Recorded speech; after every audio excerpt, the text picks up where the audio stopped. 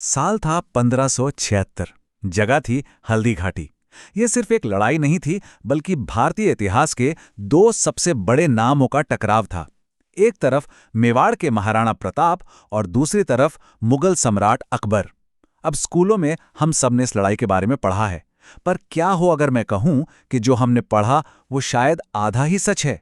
क्या हो अगर असली कहानी किताबों से ज्यादा वहां की लोक कथाओं में छिपी हो। तो चलिए आज हल्दी घाटी की उसी अनकही कहानी को जानते हैं। सबसे पहले जरा इस लड़ाई के स्केल को समझिए। ये कोई बराबरी का मुकाबला था ही नहीं। एक तरफ थे महाराणा प्रताप के 20,000 सैनिक और दूसरी तरफ अकबर की 80,000 की भारी भरकम फौज, जिनके पास तोपें और बंदूकें जैसे उस जमाने के सबसे आधुनिक हथियार थे। मतलब ये एक के सामने चार की लड़ाई थी। कागज पर तो नतीजा साफ साफ मुगलों के हक में दिख रहा था। और बस यहीं से कहानी में एक बहुत बड़ा ट्विस्ट आता है। लड़ाई एक, लेकिन उसके नतीजे दो, बिल्कुल अलग अलग। जो हमें स्कूलों में पढ़ाया गया वो ये कि अकबर की जीत हुई और महाराणा प्रताप को मैदान छोड़ना पड़ा। लेकिन मेवाड़ में जो कहानियां पीढ़ियों से सुनाई जा रही हैं वो कुछ और ही कहती हैं। उनके हिसाब से जीत महाराणा प्रताप की हुई थी और मुगल सेना 1 इंच भी आगे नहीं बढ़ पाई थी। तो सवाल उठता है, सच आखिर है क्या? हम किसकी माने? उन इतिहास की किताबों की जो हमें पढ़ाई गईं, या उन कहानियों की जो सदियों से उस धरती पर जिंदा हैं? कौन जीता, कौन हारा, और क्या सच में कोई मैदान छोड़कर भागा था? अच्छा, इस सवाल का जवाब जानने के लिए हमें थोड़ा पीछे जाना होगा और ये समझना होगा कि आखिर ये लड़ाई शुरू ही क्यों हुई।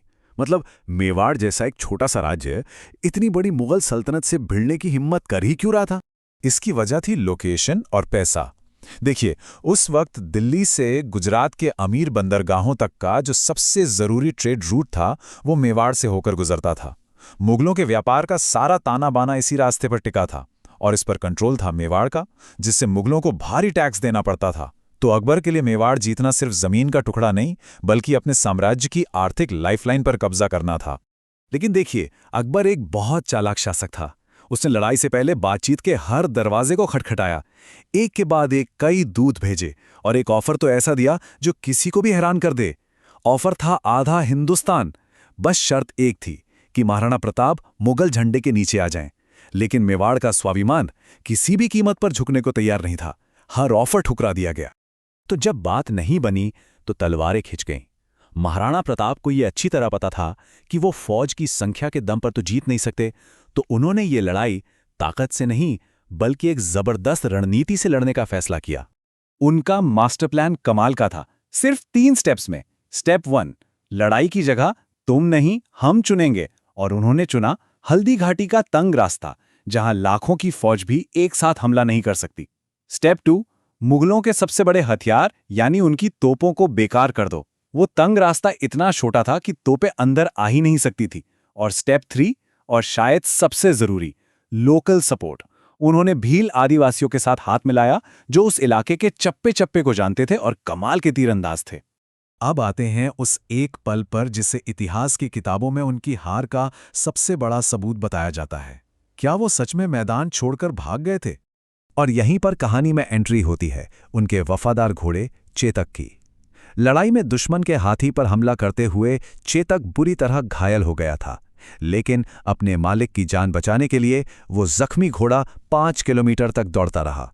यहां तक कि उसने एक 22 फुट चौड़ा नाला भी लांघ लिया और महाराणा को सुरक्षित जगह पहुंचाने के बाद ही उसने दम तोड़ा। तो ये कोई रणभूमि से भागना नहीं था, ये एक घायल राजा को उसके वफादार साथी का बचाना था। तो सवाल फिर वही है, क्या इसे हार कहेंगे? एक रणनीतिक वापसी, क्या वो हार होती है?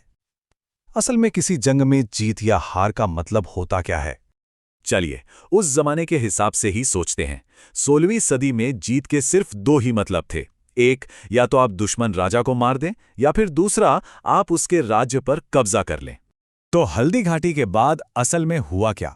सच यह है कि मुगल सेना उस घाटी से एक कदम भी आगे नहीं बढ़ पाई। महाराणा प्रताप ना तो मारे गए, ना ही पकड़े गए। उल्टा वो अगले 20 साल तक शान से मेवाड़ पर राज करते रहे। तो अगर उन 2 शर्तों के हिसाब से देखें तो मुगल जिस मकसद से आए थे वो तो बिल्कुल भी पूरा नहीं हुआ। तो अब सबसे बड़ा सवाल, अगर सारे सबूत एक अलग ही कहानी की तरफ इशारा कर रहे हैं, तो फिर हमारी किताबों में ऐसा क्यों लिखा है? इसका जवाब जंग के मैदान में नहीं बल्कि सियासत के गलियारों में छिपा है। मतलब जब जीत की कोई भी शर्त पूरी नहीं हुई, न राजा मारा गया, न राज्य पर कब्जा हुआ, तो फिर इतिहास की किताबों में महाराणा प्रताप को हारा हुआ क्यों लिखा गया? और इसका जवाब थोड़ा कड़वा है। वो ये है कि हमारे देश में इतिहासकारों से ज्यादा सरकारें और राजनेता लिखते हैं। मतलब इतिहास अक्सर एक टूल बन जाता है जिसे सत्ता में बैठे लोग अपने फायदे के हिसाब से मोड़ देते हैं। इसका सबसे जीता जागता सबूत तो खुद राजस्थान में देखने को मिलता है। पता है वहां क्या होता है? जैसे ही सरकार बदलती है, स्कूल की किताबों में हल्दी घाटी का नतीजा भी बदल जाता है। एक पार्टी की सरकार आती है तो महाराणा प्रताप जीत जाते हैं, दूसरी की आती है तो वो हार जाते हैं।